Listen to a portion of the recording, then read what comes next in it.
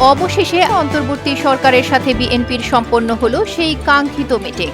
1 ঘন্টার মিটিংয়ে বিএনপির 6 সদস্যের প্রতিনিধি দল অন্তর্বর্তী সরকারের কাছে চেয়েছে অনেক কিছু, কিন্তু পেলটা কি?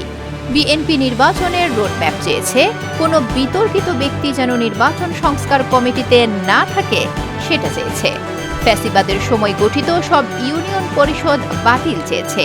2014 সালের পর থেকে ভুয়া নির্বাচন করেছে যে সকল নির্বাচন কমিশন, তাদের বিচার চেয়েছে। এছাড়াও সাবেক প্রধান বিচারপতি খায়রুল হককেও আইনের আওতায় আনার দাবি জানিয়েছে। আওয়ামী লীগের আমলে গুম খুনকারী যারা এখনো স্বপদে বহাল আছেন তাদের অপসারণ এবং বিচার চেয়েছে। বিতর্কিত জেলা প্রশাসকদের নিয়োগ বাতিল চেয়েছে। অন্তর্বর্তী সরকারের মধ্যে জুলাই ছাত্র জনতার স্পিরিটকে ব্যাহতকারী যারা আছেন তাদের অপসারণ চেয়েছে। হাইকোর্ট বিভাগের সংস্কার এবং দোষীদের বিচারের সম্মুখীন করতে বলেছে। অতি দ্রুত পিপি ও জিপি নতুন নিয়োগের কথা বলেছে।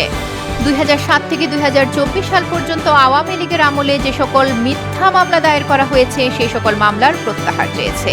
কিছু আমলা, কিছু পুলিশ কর্মকর্তা, বিভিন্ন মন্ত্রণালয়ের ব্যক্তি এবং মন্ত্রীরা দেশ ছেড়ে পালিয়ে গেছেন, কার সহযোগিতায় পালালো তাদের বিরুদ্ধে ব্যবস্থা নিতে বলেছে। স্বৈরাচার শেখ হাসিনা ভারতে আছেন, ভারতে থেকে তার মাধ্যমে যেই সমস্ত প্রচারণা চলছে এসব বন্ধ করতে ব্যবস্থা নিতে বলেছে।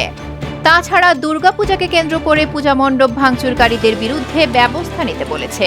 বাংলাদেশে অবস্থানরত জাতিসংঘের তদন্ত টিমকে প্রয়োজনীয় সহযোগিতার কথা বলেছে পার্বত্য চট্টগ্রাম অঞ্চলে অস্থিরতা সৃষ্টিকারীদের বিরুদ্ধে ব্যবস্থা নিতে।